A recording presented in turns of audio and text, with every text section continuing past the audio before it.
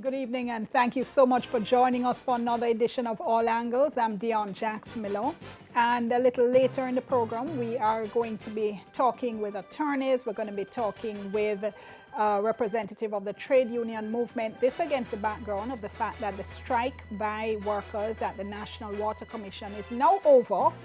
Thank goodness, I hear you all saying water is starting to come back, but the strike has highlighted a number of issues involving essential service workers and industrial action. So what has come out of it and what has happened, what is going to be happening now. So later, as I said, we're going to be talking with attorneys Emile Leibo, as well as Andre Shackelford and Conrad George, as well as the president of the General Secretary, rather, of JALGO, Jamaica Association of Local Government Officers, Helene Davis White.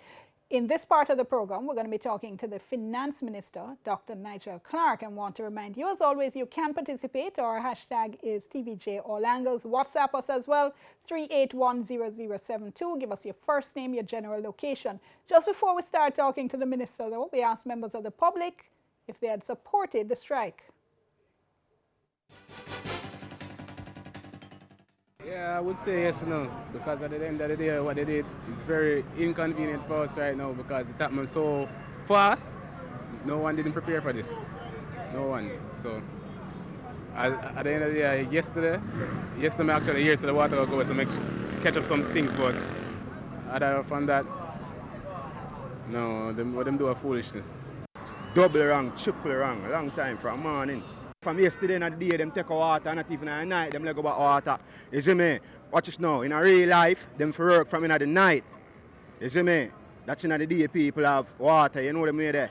Yeah, so them never do that, you see me? So I guess that's something about going on, you know them way there. I wouldn't say they were wrong. I think how they've gone about it in terms of crippling the country. The persons don't have water, schools closed. I think that's really the wrong part, and that's where they're getting a lot of flack for it. So nothing wrong with the striking, but to shut off all of the water supply, water is life. And so if that is NWC's motto, we need to have the water back, for sure. NWC should have given us 3-day notice. Then can just cut away the water from the people. I know that school just opened and the kids did miss out a lot from school. So them should have give us 3-day notice. Because tomorrow I'm out of work. I work up by Meadowbrook High and no school tomorrow. Yeah, it's wrong away, yes. Them can, have a little, give us a little chance, make we have the water and thing. If I even let it come sometime and lock off and, but we have water can use and lock off again and we full up. No, they have to defend their rights. Yes, and they have to stand up for what they believe in. And the government should never allow this to happen. Because the government know that the people, they require better pay and whatever back money due to them, pay them up. They work hard, time is hard, prices are rising, and they have their families. If the government care about us, they should do the right thing. Them want the money, right? Them at work at the NWC. Them supposed to get their money and them attack for them right. But them not have no right to disconnect the water because their workers are what want to customers. They're supposed to think about customers too. The government not pay them the real way. You understand? And them have to strike. Just like how we out here hustle and if we now get the right amount of material and them something there, we are going to strike for it. We are going to want material. So the NWC now strike because them want more money in them pocket. They want fat pocket too. You understand? Because them out there working at the mud. You understand? And I do them dirt. We can't say that on TV, the dirty work. You understand? So them want more money. They are going through a situation and they are trying to better the situation, so they feel that if they strike, but what about people that need the water? We need water to survive. Water is the staff of life. All right, Mr. Minister. Well, you heard those comments. Government should never allow this to happen. How not allow it to happen? Well, as you made clear, I heard you talking today, this was a strike action undertaken without any notice to anyone. I don't believe it conformed with the processes and procedures established for such action. But that is now the past. We have overcome that. The thing is, though, I mean, one of the things is that we do have to learn from the past so we don't repeat it. And if you're doing some introspection, we must look at this and see what lessons do we take going forward. So for you, what are the lessons? Well, one thing, yeah, it's always darkest before dawn. You know, Jamaica has been through a really rough period as far as, you know, public sector compensation is concerned over much of the past 12 years or maybe 13 or 14 years, where Jamaica as a country, across several administrations, across several prime ministers, just could not make ends meet. We were on the verge of defaulting on our debt and being a beggar in the international community. And one of the consequences of that was that public sector wages were greatly constrained for the better part of the last 12 years. And we are seeing some of the pressures that have built from that are emerging. So, you know, the general sense of pent-up anxiety about public sector compensation is an area where there's a great deal of dissatisfaction that is related to our history. But we're at a point where we have designed and are about to implement a compensation restructuring exercise, which is still underway. Lots of consultation still to take place, which will result in a quantum leap forward. It won't be a panacea, it won't solve everyone's problems. And in a certain sense, what you're getting at the period that we're in is a period of it being darkest before dawn, if you can understand what I'm saying. What do you mean though when you talk about quantum leap forward? In terms of what? In terms of how the public sector works? In terms of how they're paid? What?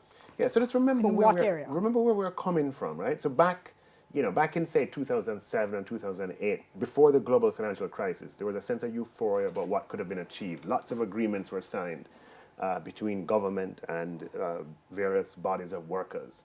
Then the global financial crisis came. Jamaica found itself on its knees. We lost 150,000 jobs over 4 years, went into an IMF agreement in 2009.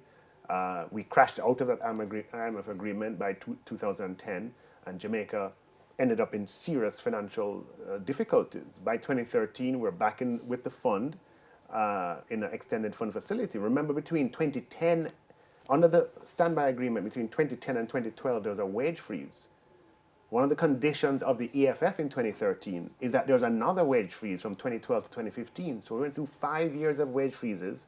And by wage freeze, what it meant was that anything that would have resulted in an expansion of public sector compensation, any MOU, any heads of agreement, would have to be frozen. No action could take place on those. At the end of 2015, we're still in a fund program, but there was marginal increases offered between 2015 and 2017 of, I believe, 4% and 3%.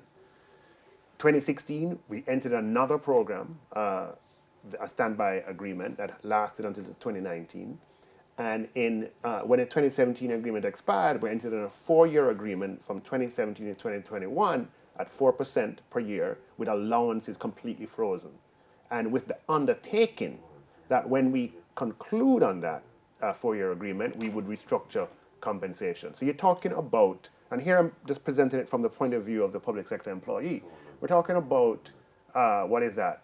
We're talking about 14 years, if you go from back to 2008, of way of compression, right? And you know, Jamaican people have been quite understanding over that period. And as a result of it, you can understand that there is some amount of anxiety about what comes next.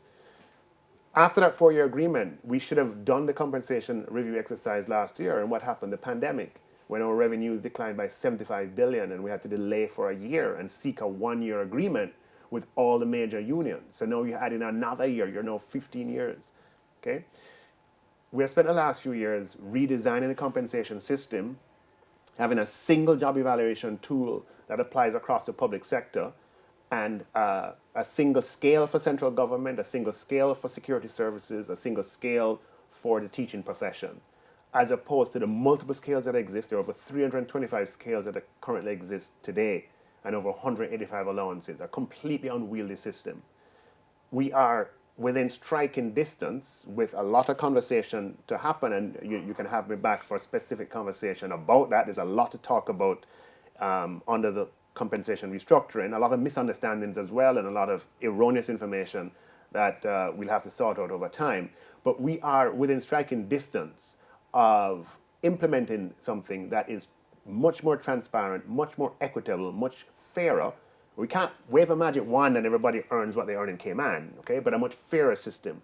And on the cusp of that, as often happens, right? Darkest before dawn, on the cusp of what can be a new beginning, not a panacea, but a new beginning, you have, what you have is the tensions and anxieties that have built over time kind of coming to fore. I tell you what, I do want to follow up on that because the context is very important. Very important. But I think you're being a little bit unfair as well. Go ahead. But I'm at the break, so let me take the break and then we do a little come business. back and you tell me? Sure. And we'll come back with Sure, that. We're listen. talking to the Finance Minister, Nigel Clarke. We continue to look at the implications and where we go following the NWC strike will soon come. Stay with us. Remember our hashtag TVJ All Angles and our WhatsApp number is 3810072. Soon come.